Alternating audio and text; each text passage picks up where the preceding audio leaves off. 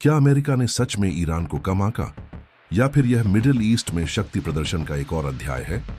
कहानी समझने के लिए हमें पीछे जाना होगा। 1953 में ईरान में CIA और ब्रिटेन की MI6 ने मिलकर प्राइम मिनिस्टर मोहम्मद मोसादेक की सरकार गिरा दी। यहीं से अमेरिका ईरान संबंधों में लंबा संघर्ष शुरू हुआ।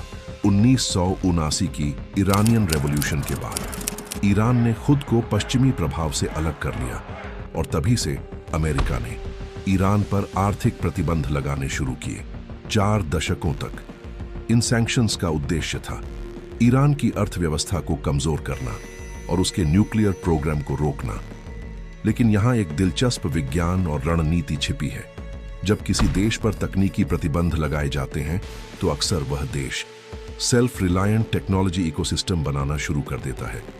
ईरान के साथ भी यही हुआ। 2010 के बाद ईरान ने अपने ballistic missile program, drone technology और अंडरग्राउंड मिलिट्री इंफ्रास्ट्रक्चर को तेजी से विकसित किया। क्यों अंडरग्राउंड?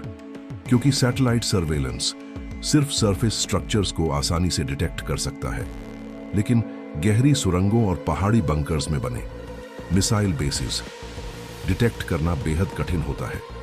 इन्हें अक्सर कहा जाता है मिसाइल सिटीज। यहां मिसाइलें सैकड़ों मीटर लंबी सुरंगों में रखी जाती है ताकि किसी भी एयर स्ट्राइक में पूरी क्षमता नष्ट न हो सके। लेकिन सिर्फ हथियार बनाना ही रणनीति नहीं थी। ईरान ने एक और कॉन्सेप्ट अपनाया, स्ट्रेटेजिक डेप्थ। इसका मतलब है सीधे युद्ध के बजाय कई क्षेत्रों में इन्फ्लुएंस बनाना। इसीलिए ईरान ने लेबनान, इराक, सीरिया और येमेन में सहयोगी समूहों का नेटवर्क बनाया। अगर किसी दिन ईरान पर सीधा हमला हो तो जवाब सिर्फ एक देश से नहीं बल्कि कई मोर्चों से आ सकता है।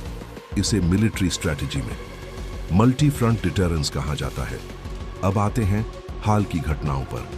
3 जनवरी 2020 अमेरिका ने बगदाद में एक ड्रोन स्ट्राइक में ईरान के प्रमुख सैन्य कमांडर जनरल कासेम सुलेमानी को मार दिया। 28 फरवरी 2026 अमेरिका और इजराइल के संयुक्त हवाई हमलों में तेहरान में ईरान के सर्वोच्च नेता अयातुल्लाह अली खामेनेई मारे गए।